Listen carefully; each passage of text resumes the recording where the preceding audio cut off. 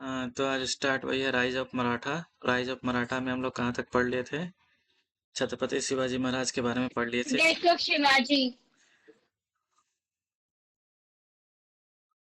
छत्रपति शिवाजी महाराज के बारे में पढ़ लिए थे, उनको कैद किया गया था, उसके बाद उनको हम्म उनका उनके डेथ। हाँ, फिर उनके उसके बाद उनको कैसे उनसे इंस्पायर होकर के छत्र बुंदेल का प्रिंस जो छत्रसाल था वो भी अपना क्या बोलते हैं, मुगल को रेजिस्टेंस करके जीत गया। हाँ, ताकि वो अपना इंडिपेंडेंट किंग बना सके। कहाँ का? बुंदेलखंड का। ठीक है। बुंदेलखंड कहाँ का था? बीच में उत्तर प्रदेश और मध्य प्रदेश के बीच का एरिया का है अभी करंट में। एक फेमस पोएट था भूषण, जो स्पेशली आया था महाराष्ट्र छत्रपति शिवाजी से मिलने के लिए, क्योंकि वो कंपोज किया था पोयम इन हिज प्रेज, मतलब उनका बढ़ाई करने के लिए पोयम किया था। ठीक है। अब आगे हम लोग पढ़ते हैं मराठा आफ्टर छत्रपति शिवाजी। जब शिवाजी का डेथ हो गया उसके बाद मराठा का क्या हुआ, कैसे हुआ, क्या हुआ, उसके बाद आगे कैसे बढ़ा? क्योंकि मराठा लोग का स्टार्टिंग बढ़ने का कहाँ से हुआ था? छत्रपति शिवाजी से। अब उनके डेथ के बाद भी तो कोई राजपाट किया होगा, तो उनके बाद वो कैसे कैसे आगे बढ़ा।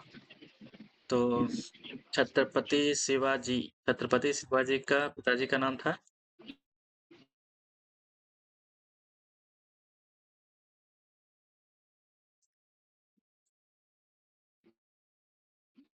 साहब भोसले। और क्या था? छत्रपति माता जी का नाम था जीजाबाई। ठीक है। अब छत्रपति शिवाजी का डेथ हुआ तो उसके बाद क्या हुआ?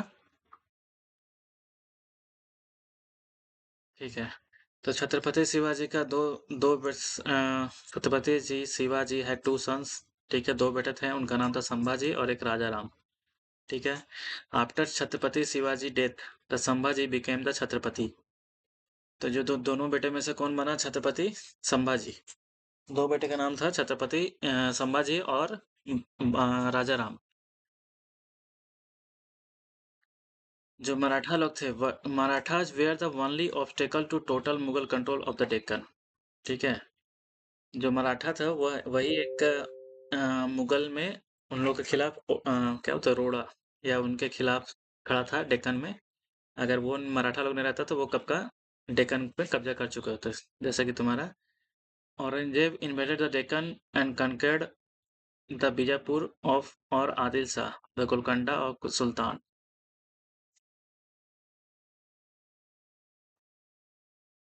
तो जैसे कि पता था कि Maratha were then the only obstacle to total Mughal control of the Deccan. तो पूरा डेक्कन में मुगल कंट्रोल का, टोटल मुगल कंट्रोल के बीच में कौन आ रहा था? मराठा। तो इसीलिए क्या किया, औरंगजेब इन्वेडेड किया डेक्कन को, और जब कनकट मतलब कब्जा कर लिया बीजापुर में। ठीक है। और आदिल शाही और गोलकोंडा में भी कब्जा कर लिया, जो किसका था? कुतुब शाही सल्तनत को। ही अब दोनों पे कब्जा करने के बाद ही देन कैप्चर्ड संभाजी। उसके बाद उन्होंने औरंगजेब क्या किया, संभाजी को पकड़ लिया। ठीक है। उस पकड़ने के बाद उसको टॉर्चर किया, पूरा अत्याचार किया उस पर बहुत खराब तरीके से। उसके बाद वो उनका भी डेथ हो गया। और ये कब हुआ? आफ्टर दिस, जब वो संभाजी के मरने के बाद वो क्या किया, ही कैप्चर्ड द रायगढ़। जहाँ पे रायगढ़, पता है ना, जहाँ पे छत्रपति शिवाजी का जन्म हुआ था। छत्रपति शिवाजी का जन्म नहीं, जहाँ पे छत्रपति शिवाजी को क्राउन किया गया था, ताजपोशी किया गया था। छत्रपति शिवाजी का जन्म कहाँ हुआ था? पुणे में, जागीर। ठीक है। आफ्टर संभाजी, जब संभाजी के मरने के बाद Raja Ram became the Chhatrapati and fled the Jinji in present Tamil Nadu. उसके बाद जब संभाजी का डेथ होने के बाद जो राजा राम, उनका जो भाई था छोटा वाला, वो क्या बने? छत्रपति। और वहां से वो भाग के चले गए कहाँ पे? जिंजी। जिंजी कहाँ पे है? आज के डेट में नव तमिलनाडु। मुगल मराठा कन्फ्लिक्ट दस स्प्रेड टू साउथ इंडिया। उसके बाद जो मुगल और मराठा का जो कन्फ्लिक्ट है, दोनों के बीच में जो लड़ाई, वो कहाँ तक पहुंच गया? साउथ इंडिया तक पहुंच गया। The Marathas staunchly defended this fortress and often had an upper hand over the Mughals in battle skirmishes. ठीक है। The Marathas staunchly defended their fortress. तो मराठा जो बहुत ताकत से अपने जो फोर्ट था, सारा जितना फोर्ट किला था, सबको उसको डिफेंड किया। often had the upper hand over the in Mughal battle. Aurangzeb was thus unable to leave the Deccan. Aurangzeb जो है thus unable to leave the Deccan and died without having succeeded subduing in the Marathas. वो उसके बाद क्या हुआ, औरंगजेब जो है वो डेक्कन को लीव नहीं कर पाया, ठीक है, एंड डाइड। उसके बाद औरंगजेब भी मर गया विदाउट सक्सीडिंग द मराठा। मतलब मराठा पे कब्जा किए बिना ही, मराठा लोग पे विजय विजय प्राप्त किए बिना ही वो मर गया, ठीक है। वो emerge the strong contender to Mughal, जो मराठा स्ट्रॉन्ग अपोजिशन था मुगल का, इसलिए मराठा का अपोजिशन से मुगल का, क्योंकि जब तक मराठा लोग रहा तब तक मुगल लोग पूरा कब्जा सही से नहीं कर पाया, ठीक है। No longer on the defensive the Maratha led by the Tarabai Rajaram queen. ज्यादा दिन तक डिफेंसिव में मराठा, उसके बाद क्या, मराठा लेड बाई ताराबाई। ताराबाई कौन थी? राजा राम की पत्नी थी, ठीक है। Made a large scale inroads into Mughal territory, eventually conquered the large part of India. अब Raja Ram queen made a large scale inroad into Mughal territories. अब वो Mughal eventually कंक्यूरिंग the large part, अब क्या किया, जो ताराबाई के साथ में आगे मराठा लोग जो क्या था, पूरा मुगल टेरिटरी पर धीरे धीरे कब्जा करने लगा, ठीक है। Eventually कंक्यूरिंग large part of India, Maratha लोग का बहुत सारे एरिया में, मतलब क्या बोलते हैं, जो पहले पूरा इंडिया में लगभग मुगल लोग का कैप्चर था या राजपाट था, तो वो धीरे धीरे ताराबाई भी वो मुगल लोग को हराते हराते अपने ऊपर कब्जा करने लगी, ठीक है। ठीक है। छत्रपति शिवाजी का छत्रपति शिवाजी के बाद जो मराठा थे, मराठा में उनका दो बेटा हुआ, ठीक है। दो बेटा में कौन सा था, एक संभाजी और राजा राम, ठीक है। आफ्टर संभाज छत्रपति शिवाजी के मरने के बाद जो संभाजी उनके बेटे थे वो क्या बने, छत्रपति बने। मराठा में मराठा लोग था, जैसे यहाँ क्या लिखा हुआ था, Mughal were the only obstacle, जो मुगल लोग का पूरा मराठा मतलब पूरा दक्कन में कब्जा करने, मतलब पूरा दक्कन में मुगल लोग का नियंत्रण करने में सबसे बड़ा बाधा कौन था, तो ये मराठा लोग थे, ठीक है। उसके बाद क्या हुआ, मराठास। हाँ, उसके बाद औरंगजेब इन्वेडेड डेक्कन। उसके बाद औरंगजेब औरंगजेब क्या किया, दक्कन पे क्या बोलते हैं, आक्रमण करके बीजापुर और गोलकुंडा का सल्तनत को जीत लिया, मतलब उसका क्या बोलते हैं, जो सल्तनत था उसको कैप्चर कर लिया, ठीक है। उसके बाद वो क्या किया, इसके बाद उसने ये दोनों एरिया को, दक्कन का ये जो एरिया, दो एरिया है, एक दक्कन और एक कब्जा करने के बाद कब्जा किया बीजापुर और गोलकुंडा को, जो कब्जा करने के बाद क्या बोलते हैं, औरंगजेब किसको कैप्चर कर लिया, संभाजी को, ठीक है। और उसको बहुत टॉर्चर किया, ब्रूचुअल मतलब बेरहमी से उसको पूरा टॉर्चर करना, ठीक है। उसके बाद वो उसको भी वो मार डाला, इतना टॉर्चर किया कि वो भी मर गया, ठीक है। आफ्टर संभाजी, संभाजी के मरने के बाद छत्रपति कौन बना, राजा राम, ठीक है।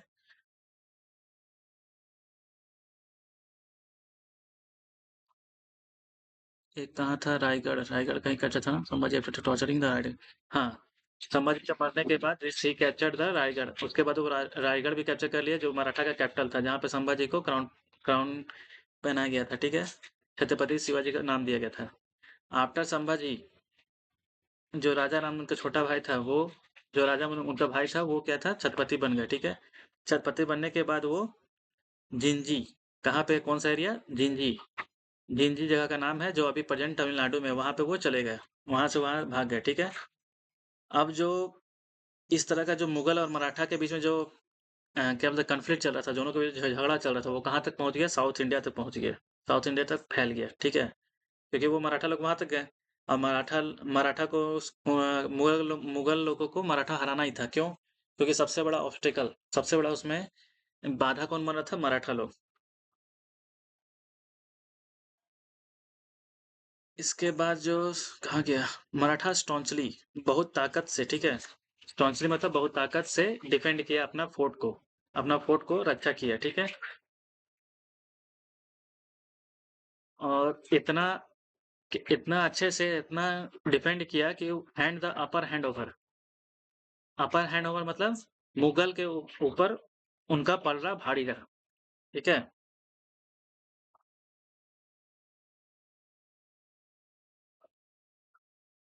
अब इस प्रकार क्या हुआ, अब उससे क्या हुआ कि अगर वो मराठा लोग तो हार नहीं रहा था, तो उससे क्या हुआ कि औरंगजेब जो है वो दक्कन को छोड़ ही नहीं पा रहा था। क्यों? क्योंकि मुगल लोग हार नहीं रहा था, तो ये छोड़ नहीं पा रहा था। अगर मुगल लोग हार जाता, क्या बोलते हैं, मराठा लोग हार जाते हैं, तो क्या होता, मुगल वहां से जीत के वापस चला जाता है औरंगजेब। मगर वो हरा ही नहीं पा रहा था, मुगल लोग हार ही नहीं रहे थे, तो वो छोड़ नहीं पाए। उसके बाद क्या हुआ कि मुगल मराठा लोग को अपना कब्जा में किया बिना हुए ही, डाइड विदाउट हैविंग सक्सेसिड इन सबड्यूइंग मराठाज। मराठा लोग को बिना कब्जा किए हुए ही वो मर गया। कौन मर गया? औरंगजेब। ठीक है।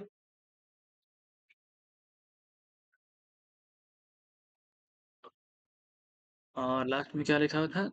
कहाँ गया? Hmm. Who emerge as a strong candidate to the Mughal. तो ये औरंगजेब जो कौन था? औरंगजेब इसीलिए कहा जाता है कि औरंगजेब था वो मुगल लोग का सबसे मजबूत दावेदार था।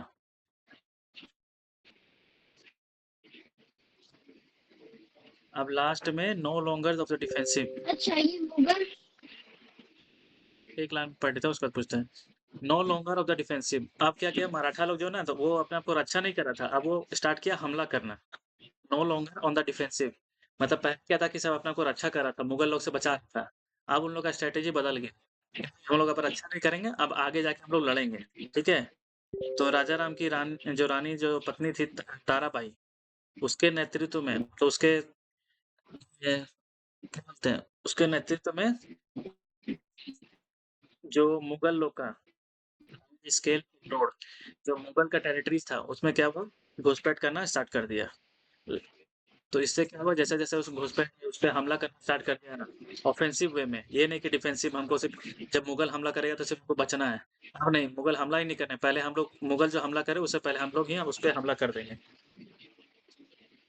तो इवेंचुअली अब उसके जैसे ही ऑफेंसिव वे में लार्ज स्केल में इन रोडिनो मतलब घुसपैठ करने लगे।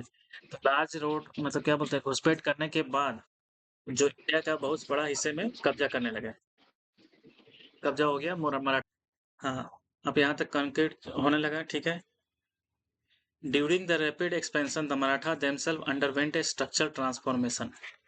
तो जो इस तरह का जो बहुत तेजी से जो एक्सपेंशन हुआ, एक्सपेंशन मतलब बहुत तेजी से इंडिया के एरिया में उसका एक्सपेंशन हुआ, राजपाट उसका मराठा का बढ़ने लगा। ठीक है। पहले जो बहुत दक्कन तक उसका कमजोर हो गया था, वहां से जो राजा राम क्या बोलते हैं, राजा राम जो जिंजी तक भाग गए थे। ठीक है।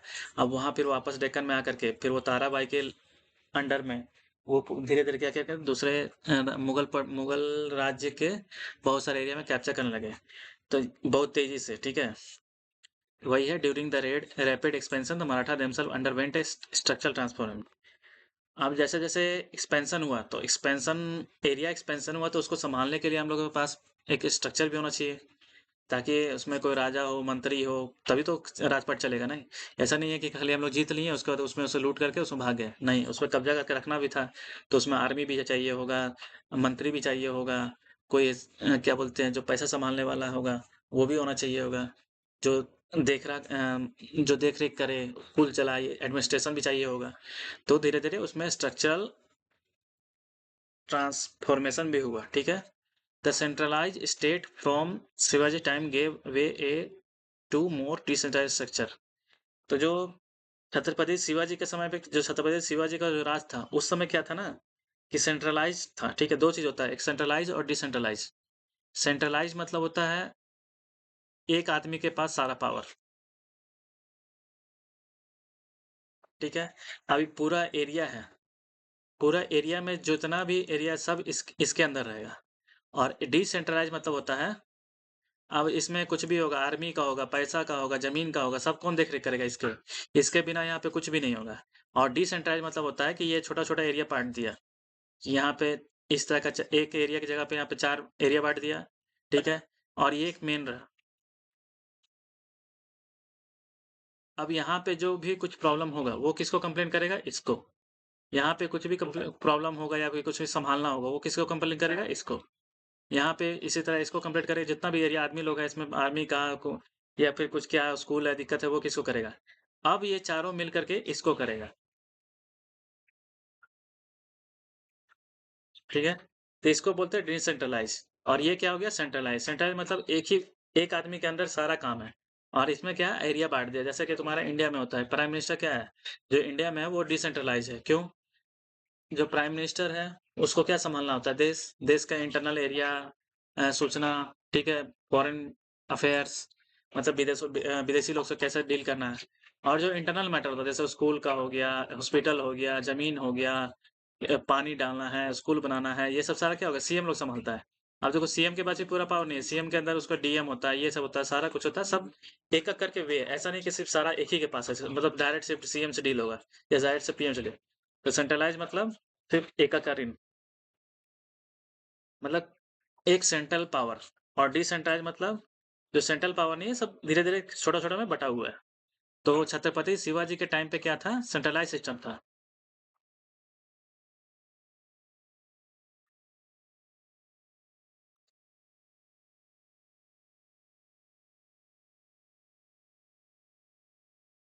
और ये जो सेंट्रलाइज़ सिस्टम था, ठीक है? सेंट्रलाइज़ सिस्टम अभी भी छत्रपति शिवाजी के आस-पास ही था।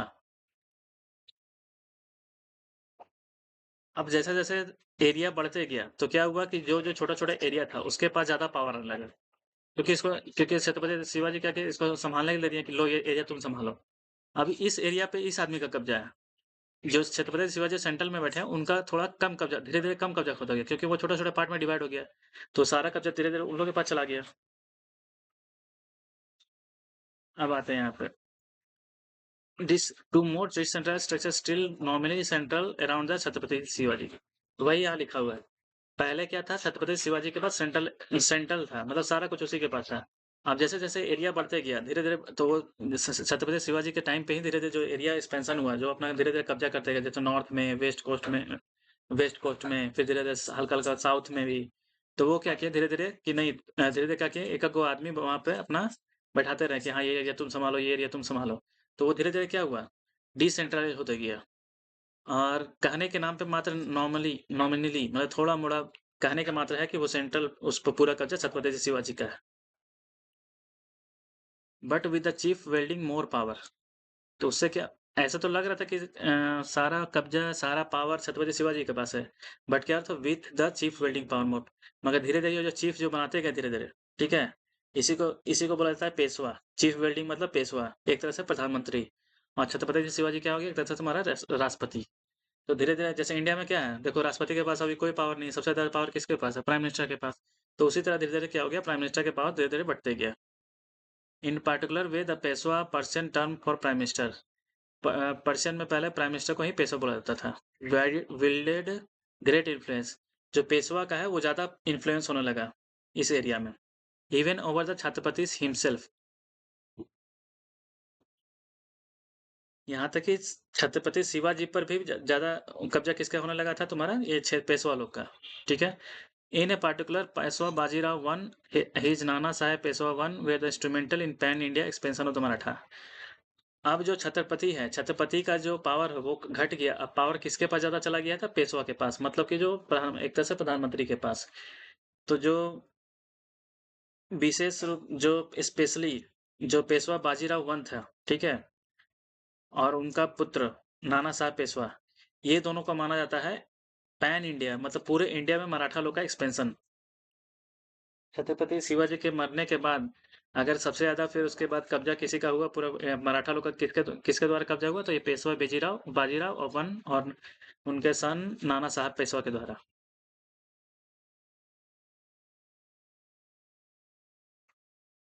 उसके बाद ये दोनों मिलकर क्या किए, Maratha brought large part of India under the control and the generally ruled them well, but with the regional chief acquiring more power, the autonomy is also resulted in occasional discipline and abuse in stark contrast with Chhatrapati Shivaji value। मगर धीरे-धीरे क्या हुआ कि बहुत सारा प्रमुख क्षेत्र में जो शक्ति था वो क्या हो गया, ऑटोनॉमी होने लगा। ऑटोनॉमी मतलब पहले क्या था, सब पेशवा के अंदर आता था। अब जो पेशवा के अंदर भी जो उनका जो अंदर जो आदमी लोग काम होता है, अब उनके पास चलाने लगा। जैसे कि तुम्हारा पहले मान लो एक एरिया पूरा था, इस पे पूरा कब्जा किसका था, पेशवा लोग का, ठीक है? अब ये धीरे-धीरे बढ़ते गया। तो जो पेशवा के पुर कब्जा था, अब ये जो इन लोग जो राजा बनने लगा बीच-बीच में, अब इन लोग अपने आप को क्या करने लगा, अपने आप को राजा मानने लगा। बोलने लगा कि हम लोग अपना खुद का राजा है, हम लोग के ऊपर कोई नहीं है। तो अब धीरे-धीरे क्या हुआ, जब इन लोग राजा मानने लगा, तो धीरे-धीरे क्या हुआ कि पेशवा का भी पावर कमज़ोर होते चला गया, ठीक है? मतलब ये छत्रपति शिवाजी का जो पावर था, वो वैल्यू कम होने लगा। और यहाँ पर किसका पहलू पड़ने लगा तुम्हारा? पेशवा लोग का।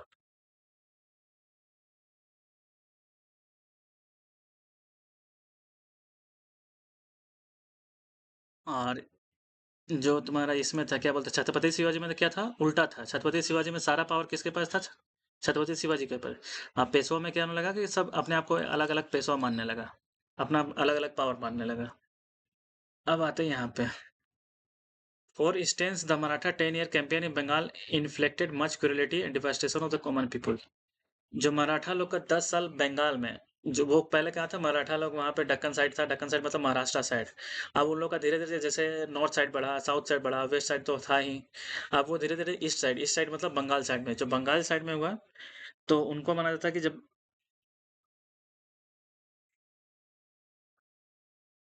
अब अभी क्या हुआ कि जब जो बंगाल साइड में जो उनका इन्फ्लेशन हुआ, मतलब कि उनका जो कब्जा धारा था, तो वहां पे क्या हुआ कि बंगाली लोग जो वहाँ बंगाल का लोग थे, वो लोग उनको सपोर्ट नहीं करते थे। तो उसके कारण क्या हुआ कि दोनों में कन्फ्लिक्ट बढ़ने लगा, तो उसके बाद फिर कब्जा करने के लिए फिर मारना पीटना, फिर कब्जा करना। तो वो बहुत बड़ा दिक्कत हो गया किसके लिए? आम लोगों के लिए। आम लोगों पर क्या हुआ? क्रूरता और तुम्हारा क्या बोलते हैं, तबाही ज्यादा मचने लगा। तो ये कब हुआ? In their northward expansion. जब नॉर्थवर्ड एक्सपेंशन होने लगा तो Maratha briefly control the area of Lahore, attack even Peshawar in modern day of Pakistan. ठीक है। जब नॉर्थवर्ड में, तो नॉर्थवर्ड किसको बोलते हैं? जैसे तुम्हारा जम्मू कश्मीर, इधर तुम्हारा राजस्थान के साइड, फिर आगे जाकर पाकिस्तान में।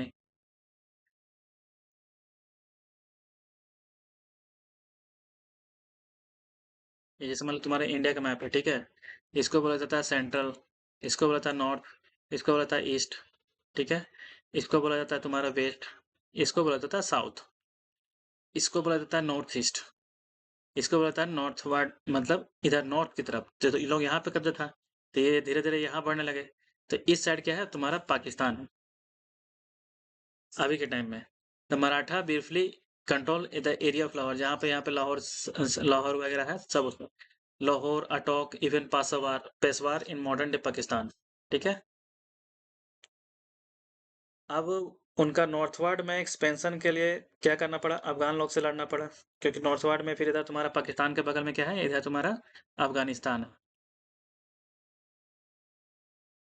They fought with the Afghans and despite suffering a disaster defeat at Panipat in 1761। जब वो अफगान लोग से लड़ना स्टार्ट किए, तो क्या हुआ कि पानीपत में डिफीट हो गया, मतलब वो लोग मराठा लोग का पानीपत में हार हो गया। ठीक है। और पानीपत में जो लड़ाई हुआ था, उसमें जो मराठा लोग का हार हुआ था, बहुत खराब हार हुआ था, मतलब बहुत ज्यादा खराब ही हार हुआ था। ठीक है। सफरिंग ए डिजास्टरियस डिफीट, बहुत खराब तरीका से।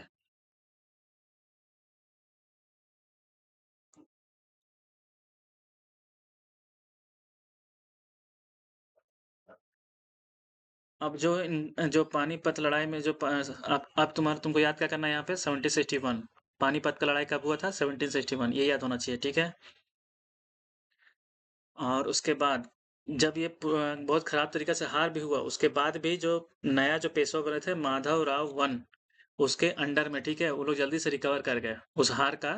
जो उसमें हार हुआ होगा, जिसमें जितना लोग आदमी लोग, सेना लोग मारे होंगे उसके, या फिर उसमें सेना लड़ाई लड़ने में जितना भी क्या बोलते हैं धन का हानि हो, मतलब पैसा लगा होगा, वो सारा जल्दी से रिकवर हो गया। किसके राज्य में? पेशवा माधव राव वन। उसके बाद under the leadership of Maharaj Maha क्या नाम है, Mahadji Shinde, also known as Mahadji Scindia, they went to recapture Delhi in 1771। अब जब दिल्ली साइड में तो कब्जा नहीं था उनका, मराठा लोग का। यही यही वहां पे कब्जा करने गए थे, तो मराठा में यहाँ पे क्या बोलते हैं, लाहौर पाकिस्तान यहाँ तक कब्जा कर लिए थे। तो जब ये आगे और पहुंचे तो अफगान में, यहाँ पे जब हरियाणा है, यहाँ पे हरियाणा में, वही वही हरियाणा में ही पानीपत है। ठीक है। तो वहां पे जो लड़ाई हुआ, वहां पे वो लोग क्या हुआ, मराठा लोग हार गए। उसके बाद जो पेशवा था, क्या बोलते, माधव वन, उसमें वो लोग जल्द इजिली रिकवर कर गए, ठीक है, क्विकली, जल्दी से। उसके बाद फिर से जो महादजी शिंदे, जो कि नाम माना जाता है महादजी सिंधिया, वो लोग फिर से दिल्ली को कैप्चर करने गए। ठीक है, in 1771, which remain under the control till the British capture in 3 decades letter.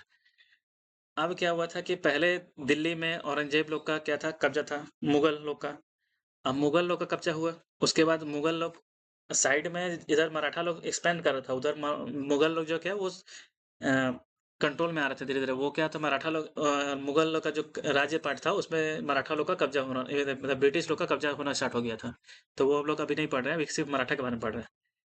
तो जो ये नेक्स्ट पेशवा जो थे वो सीधे कब्जा करने के लिए चल गए दिल्ली। दिल्ली में अभी कब्जा किसका था, 1771 में तुम्हारा ब्रिटिश कैप्चर था, ठीक है। 3 डिकेट से।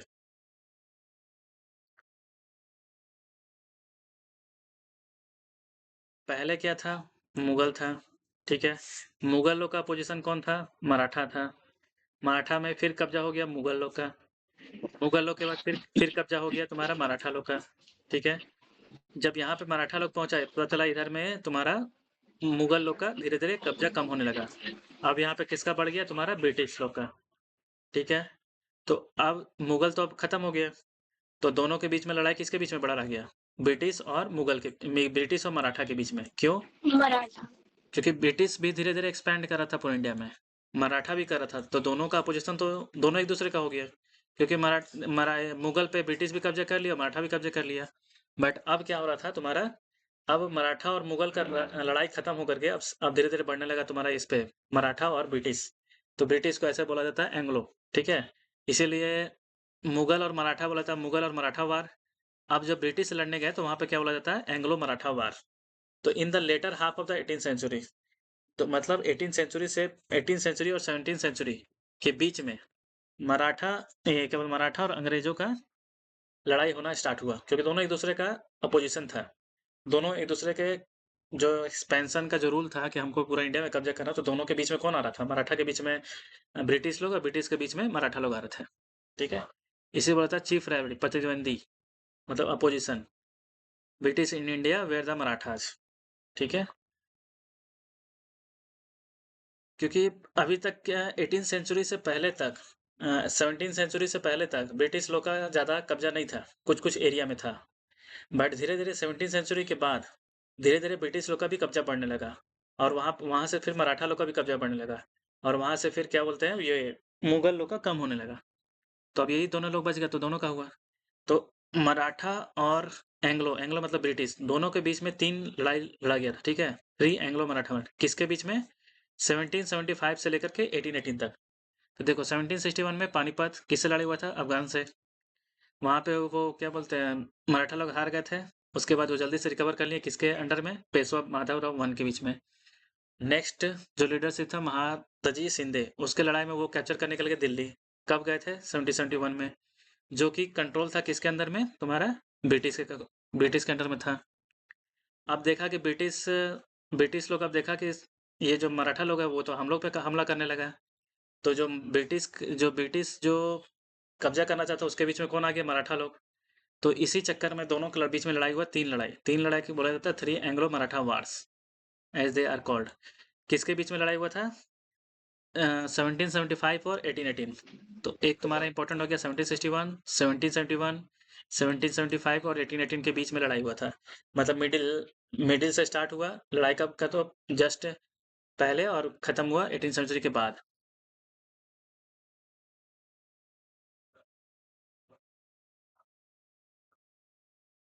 अब क्या हुआ, दोनों तीनों के 3 लड़ाई हुआ ना, तो पहला जो लड़ाई था वो मराठा लोग जीत गया था, ठीक है।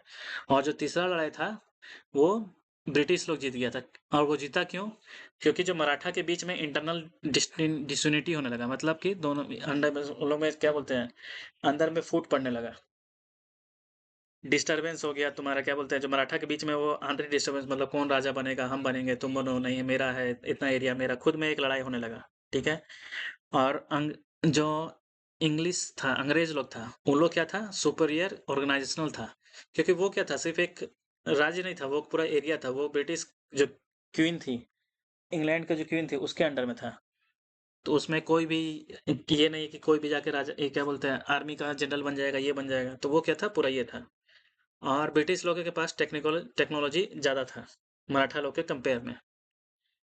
तो जो 2 लड़ाई तो मराठा मराठा लोग जीत गया था। तीसरा लड़ाई जो मराठा लोग हारा था वो किसके रीजन से हारा था, ये पूछेगा कि जो 3 लड़ाई था उसमें मराठा लोग क्यों हार गया था। तो पहला रीजन था तुम्हारा इंक्रीज इंटरनल डिसयूनिटी, और जो ब्रिटिश लोग का सुपीरियर ऑर्गेनाइजेशनल, ठीक है? और तीसरा क्या था? ब्रिटिश लोग का technological ability of the British, मतलब तुम्हारा जो ब्रिटिश लोग के पास टेक्नोलॉजी का ज़्यादा था, जैसे कि तुम्हारा हथियार के मामले में, और मराठा लोग के पास वो कम था। इसीलिए क्या हुआ? Succeeded in the ending the Maratha power. इसीलिए मराठा का जो पावर है उसपे कब्जा सक्सेड करे।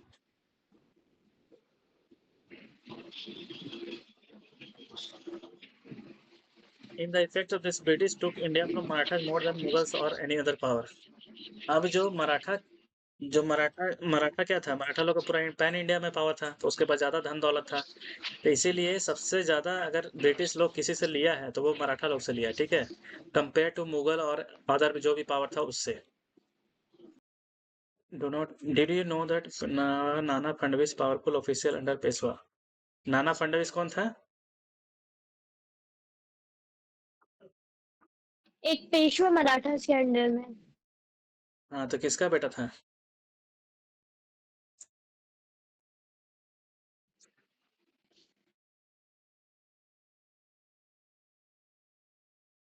बाजीराव नानासाहेब, ठीक है?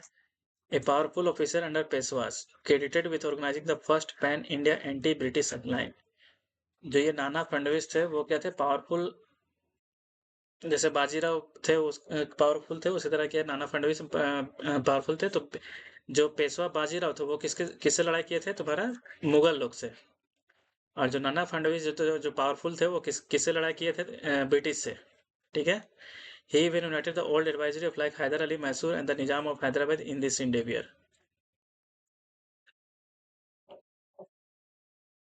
अब आते हैं तुम्हारा मराठा एडमिनिस्ट्रेशन। अभी तक हम लोग पढ़ लिए थे मराठा के बारे में कि मराठा का राइज कैसे हुआ, मराठा कितने बार वो कब्जा हुआ, कहाँ कहाँ वो कब्जा किए, कैसे कैसे बढ़े, नॉर्थ साइड साउथ साइड। उसके बाद फिर वो जब कैप्चर करने गए दिल्ली में, तो कैप्चर करने में दिल्ली में वहाँ से ब्रिटिश से लड़ाई स्टार्ट हुआ, तो ब्रिटिश के बाद हारना हुआ। तो ये हुआ सारा पॉलिटिकल पावर, मतलब एक अपना एरिया पॉलिटिकल पावर कैसे बढ़ाया गया। अब आते हैं एडमिनिस्ट्रेशन। मराठा का एडमिनिस्ट्रेशन कैसे काम करता था, मतलब राजपाट कैसे काम करता था, वो चीज़ पढ़ना है। तो पहला क्या आता है तुम्हारा? Civil administration. सिविल एडमिनिस्ट्रेशन मतलब जनता के बीच में कैसे रहना, ठीक है? नागरिक प्रशासन, मतलब जनता लोगों के लिए प्रशासन कि तुम इसको कितना, किसको टैक्स देना है, कब कौन स्कूल जाएगा, कौन कहाँ पे राज ये करेगा, किसको ये दुकान खोलने का इजाजत है, किसको नहीं है। तो वो क्या हुआ? सिविलियन, ठीक है? तो छत्रपति शिवाजी से स्टार्ट करते हैं। Chhatrapati Shivaji institute relatively centralize administration of the kingdom, ठीक है? तो हम पहले पढ़ चुके हैं अभी कि छत्रपति शिवाजी के टाइम पे क्या था? सेंट्रलाइज सिस्टम था, सेंट्रलाइज एडमिनिस्ट्रेशन था उनके राजपाट में। He abolish the hereditary post generally practice under sultanate. अब यहाँ मेन इंपॉर्टेंट क्या था? He abolish the hereditary post. Hereditary post मतलब क्या होता है? हेरिडेटरी पोस्ट होता है कि जैसे कि राजा का बेटा है वही फिर राजा बनेगा। तो जो छत्रपति शिवाजी के में था ये खत्म कर दिया गया था। एबोलिश मतलब ये खत्म कर दिया था। क्यों? क्योंकि अब जो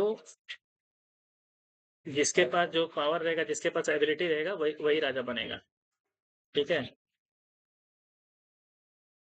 इसका मतलब ये होता है, ये नहीं कि पहले कोई राजा बना था, उसका बेटा फिर राजा बनेगा, उसका बेटा फिर राजा बनेगा, उसका बेटा फिर राजा बनेगा, नहीं। अगर ये राजा बन गया इसके और इसका बेटा ये है, और इसके अपोजिट में कोई अगर ज़्यादा पावरफुल है या ज़्यादा दिमाग वाला है, ज़्यादा ये है, तो वो ये बनेगा, ठीक है? तो इसीलिए बोलता है हेरिडिटरी पोस्ट। जनरली ये प्रैक्टिस कहाँ किया जाता था? जनरली सुल्तान और मुगल्स, जो सुल्तान था और मुगल था उनके बीच होता था कि राजा का बेटा ही राजा बनेगा। अब आते हैं जो लैंड असाइनमेंट था, उनके राज्य में जो लैंड असाइनमेंट था, लैंड जो असाइनमेंट देता था, ठीक है? उसको समाप्त कर दिया गया। दो चीज वो लोग समाप्त कर दिए। क्या क्या समाप्त कर दिए तुम्हारा? एक हेरिडिटरी पोस्ट और एक लैंड असाइनमेंट। पहले क्या था ना कि लैंड असाइनमेंट मतलब होता है कि तुम्हारा किसी को, ये यहाँ पे जमीन है, राजा क्या किया, किसी को जमीन दे दिया, तो वो क्या हो गया? जमीन इस आदमी का हमेशा के लिए हो गया। तो वो चीज भी खत्म हो गया। पहले क्या था कि अगर मेरे क्या बोलते हैं, अगर हम राजा के मेरे सेनापति हैं, तो हमको ये नहीं मिलता था, क्या बोलते हैं उसको, पैसा नहीं मिलता था। उसके बाद ये लैंड है, ठीक है? तुमको लैंड मिल गया, इस लैंड में जो तुम उगाएगा वो सारा पैसा तुम्हारा। तो वो खत्म हो गया, तुम्हारा हेरिडिटरी पोस्ट खत्म हो गया। अब लैंड खत्म हो गया, तो जो हम राजा के अंदर, छत्रपति शिवाजी के अंदर काम कर रहे हैं, हम सेनापति है या सेना है, तो हमको लैंड नहीं मिल रहा है, तो हम फिर काम क्यों करेंगे? फ्री में काम तो नहीं करेंगे। तो उसके बदले स्टार्ट हुआ था salary to every government official out of the state treasury. जो स्टेट ट्रेजरी था, मतलब कि जो स्टेट का क्या बोलते हैं, स्टेट का जो पैसा था उसमें से उसको उन लोगों को सैलरी मिलेगा, जमीन नहीं मिलेगा, पैसा मिलेगा। Many officials were politically transferred as well as ensuring they do not have enough power to dictate terms to the king. और पहले क्या होता था ना कि जैसे तुमको अभी बताया था ना कि जैसे कि तुम्हारा मान लो हम यहाँ एक छत्रपति शिवाजी यहाँ पे है, ये इनका पूरा एरिया है, ठीक है। अब पूरे एरिया में एक एरिया है, यहाँ पे बोल दिया कि लो किसी गवर्नमेंट ऑफिसर, मतलब उनका जो कर्मी लोग था, ठीक है, उसको तो बोल दिया कि ये एरिया तुम्हारा संभालो। अब ये क्या कर रहा है, 10 साल 15 साल इसी एरिया में है, ठीक है। अब ये धीरे धीरे क्या किया, अपना एक सेना बना लिया, अपना कब्जा कर लिया, तो उससे क्या होगा तुम्हारा, बाद में अगर ये छत्रपति शिवाजी इसको कुछ बोलने जाएंगे तो ये क्या करेगा, लड़ने के लिए स्टार्ट हो जाएगा, बोलेगा मेरे पास भी, हम खुद से लड़ेंगे, मैं ये मेरा राज्य है। तो उसके लिए क्या किया वो, धीरे धीरे जो ऑफिसर था, गवर्नमेंट ऑफिसर था, जो इनका राज्य कर्मी था, उसको क्या किया, धीरे धीरे ट्रांसफर करना स्टार्ट कर दिए। ये यहाँ 2 साल रहा, इसको ट्रांसफर करके यहाँ डाल दिए। यहाँ पे जो था उसको यहाँ डाल दिए, और यहाँ था उसको यहाँ डाल दिए, ताकि क्या हो कि 5 साल रहे, बट यहाँ से वो जब हट जाएगा तो इसका फिर पावर यहाँ खत्म हो जाएगा।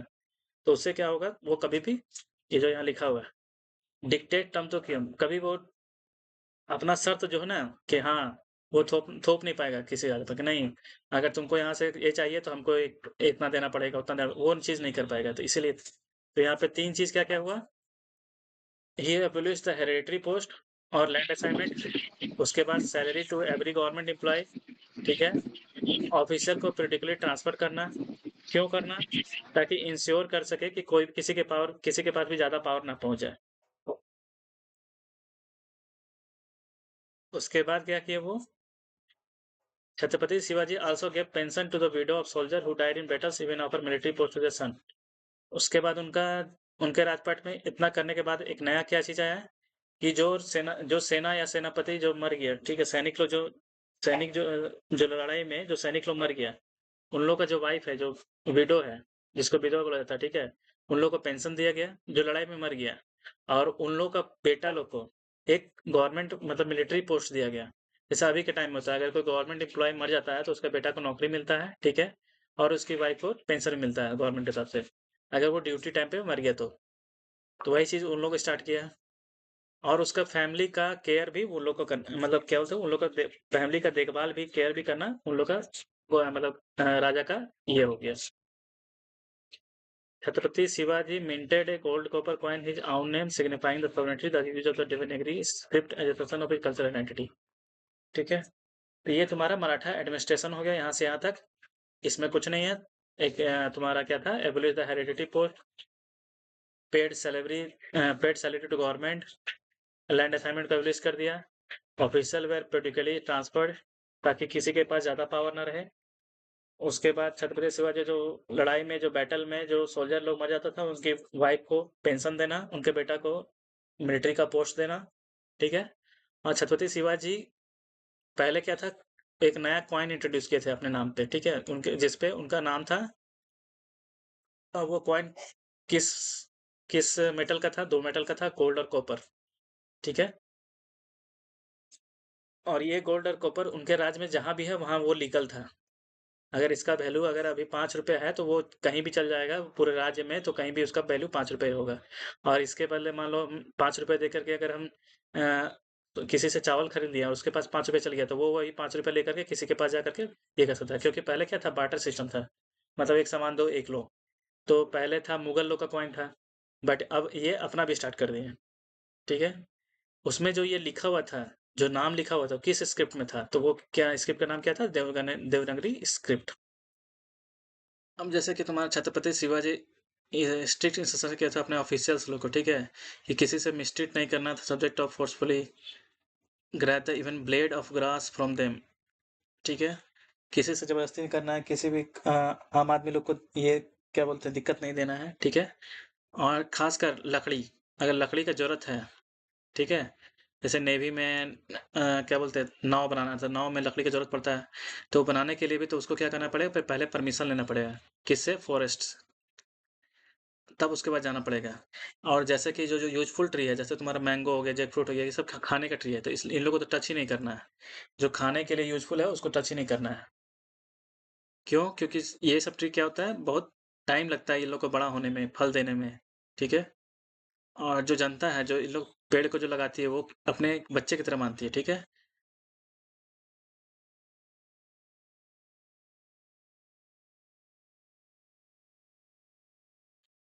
छत अब आता है तुम्हारा यहाँ पे, ठीक है? छत्रपति शिवाजी, अब जो एडमिनिस्ट्रेशन पढ़ रहे हैं, वहीं पे पढ़ रहे हैं हम लोग।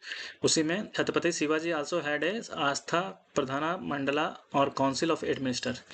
देखो, अभी क्या होता है, मिनिस्टर हम लोग बोलते हैं, ठीक है? हम लोग अभी इंडिया में क्या बोलते हैं, मिनिस्टर बोलते हैं। उसमें तुम्हारा मिनिस्टर में होम मिनिस्टर ये सब सारा कुछ होता है। तो जो छत्रपति शिवाजी के टाइम में था, तो उसको बोला जाता था अष्ट प्रधाना मंडला। अष्ट मतलब 8, ठीक है? प्रधानमंत्री, प्रधाना मतलब काउंसिल, या तुम्हारा क्या बोलते हैं, प्राइम मिनिस्टर या फर्स्ट। मंडला मतलब पूरा एक एरिया, पूरा एक ग्रुप। तो कौन से या तो अष्ट प्रधान मंडला बोलो, या तो क्या बोलो, काउंसिल ऑफ एडमिनिस्टर। इसमें कौन कौन होता था? छत्रपति एक सोवरियन किंग किंग है, ठीक है? सोवेरियन किंग मतलब आजाद किंग, किसी के अंदर काम करने वाला नहीं, एक पूरा अपना डिसीजन खुद लेने वाला। जैसे अभी इंडिया क्या है, इंडिया क्या है, तो क्या बोला जाता है, सोवेरियन यूनियन। मतलब एक आजाद, किसी का पहले क्या था, अंग्रेज अंग्रेज लोग का गुलाम था। जो अंग्रेज हम लोग काम करते थे, मगर जो अंग्रेज लोग बोलेगा उसमें काम करते थे। जैसे तुम्हारा हम लोग मान लो एक क्या बोलते हैं, जैसे हम लोग जॉब करते हैं, तो जॉब करते हैं तो हमारा हम लोग के ऊपर कोई बैठा रहता है, बॉस। तो वो क्या होता है, उसका कब्जा होता है। और ऐसे अगर हम अपना बिजनेस करते हैं, तो उसमें किसका कब्जा होता है, हम लोग का होता है। हमको जो मन करना वो, तो ये क्या हुआ, सोवरेनियन हुआ। तो इसमें 8 लोग का ग्रुप था, तो इसमें क्या था, प्रधानमंत्री, जिसको बोला था प्रधान सचिव, इसको क्या बोला था, land revenue minister. Chief justice, न्यायाधीश, जो भी हिंदी में भी बोलते हैं न्यायाधीश। हेड ऑफ रिलीजियस अफेयर, मतलब रिलीजियस, तो उसमें क्या होता है, पंडित्रों। तो ऐसा भी तुमको पता है कि हेड ऑफ रिलीजियस किसको माना जाता है, पंडित को। चीफ जस्टिस का तुमको पता ही है, न्यायाधीश। ये एक थोड़ा ठीक, ये एक याद करना है कि लैंड रेवेन्यू मिनिस्टर, जो लैंड से जो रेवेन्यू मिलता है, जो टैक्स मिलता है, उसको क्या बोलता है, लैंड। प्रधान को तो प्रधानमंत्री बोलते ही हैं, प्राइम मिनिस्टर, ठीक है? सेनापति, ये भी तुमको पता ही होगा, commander in chief. Sumant, minister of foreign affair, तो ये याद करना है। मंत्री, इंटेलिजेंस मिनिस्ट्री। इंटेलिजेंस मिनिस्ट्री मतलब जो खुफिया जानकारी वगैरह रखता हो, राज्य में क्या हो रहा नहीं हो रहा, तो उसी को बोला जाता है intelligence ministry. Amatya, finance ministry. तो ये आठों का हिंदी नेम, और जो पुराने जमाने का नाम था और जो अभी करंट नाम है वो देना याद है, तो क्या क्या होता है, अमात्या, प्रधान, सचिव, न्यायाधीश, प्रधान, पंडित्रों, सेनापति, सुमंत, मंत्री, अमात्या। ये सब सारा किस, सबका हेड कौन था तुम्हारा, छत्रपति शिवाजी, सोवरेन किंग। इसके अंडर ये लोग थे, ठीक है? सबका अलग अलग काम था। प्रधानमंत्री मतलब जो पूरा एरिया में सबसे मेन होगा।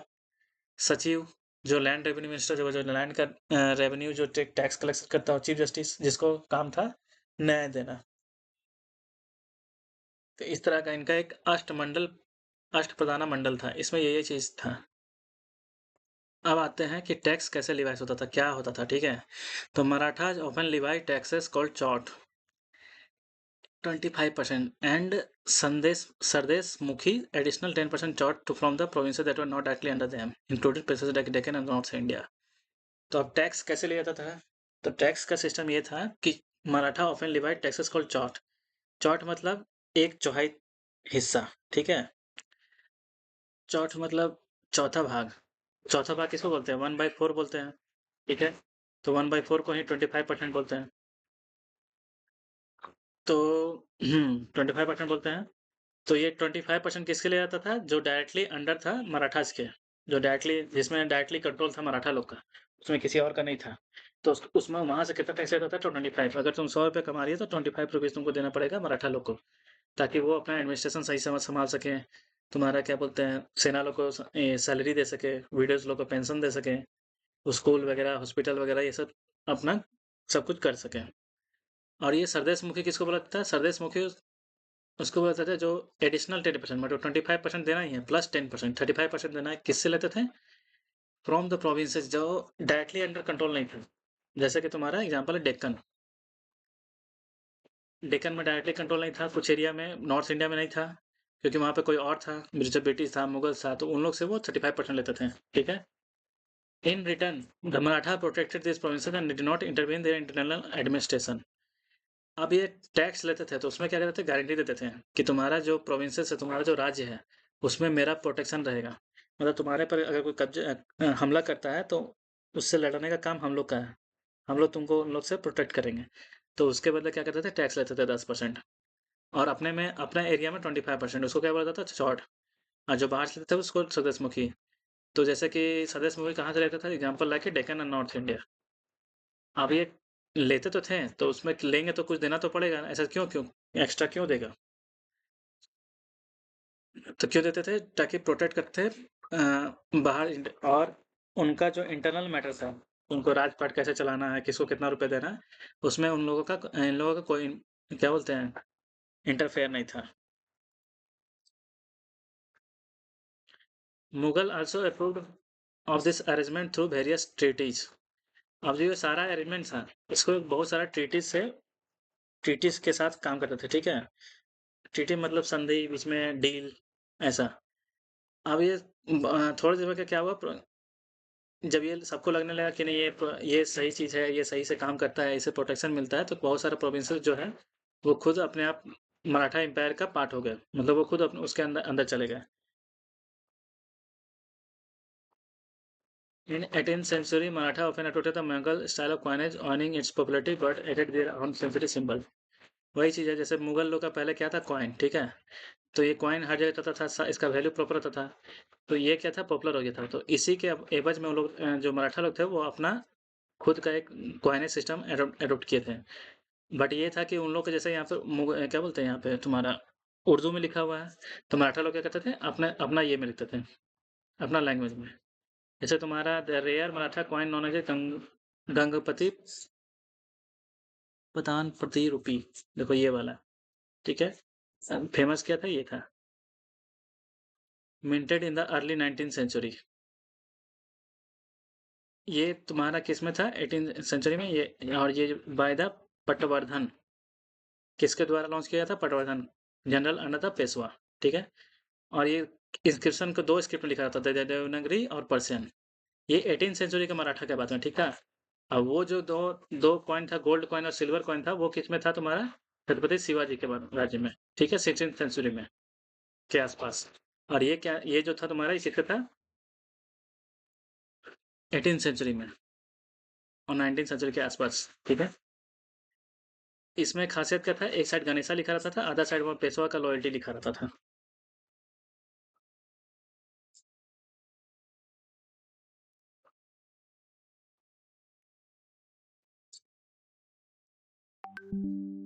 तो हम लोग मराठा एडमिनिस्ट्रेशन पढ़ रहे थे, तो मराठा एडमिनिस्ट्रेशन में एक था सिविल एडमिनिस्ट्रेशन। ये दूसरा क्या आ गया तुम्हारा, मिलिट्री एडमिनिस्ट्रेशन। सिविल एडमिनिस्ट्रेशन में लोग पढ़ चुके हैं कि आठ आठ लोग होते हैं उसमें, ठीक है। क्या क्या सिस्टम था, विडो को पेंशन देना था, लैंड ऑफ लिस्ट था, ऑफिसर लोग को सैलरी मिलना था, तो ये सब था। और इसमें क्या था कि टैक्स कैसे लेना था, तो दो दो टैक्स में दो चीज था। चौट था 25% जो डायरेक्टली अंडर था, और 10% एक्स्ट्रा था, तो उसको क्या बोलते हैं, सरदेश मुखी। वो क्या था, 10% एक्स्ट्रा था, मतलब कि 35%, वो कैसे लेना था, जो डायरेक्टली अंडर नहीं था बट मराठा के अंदर था। तो उससे क्या होता था, वो लोग मराठा लोग उनको प्रोटेक्ट करते थे, और उनका इंटरनल एडमिनिस्ट्रेशन में इंटरफेयर भी नहीं करते थे। अब आता है तुम्हारा मिलिट्री एडमिनिस्ट्रेशन। मिलिट्री का एडमिनिस्ट्रेशन कैसे होता था? ठीक है।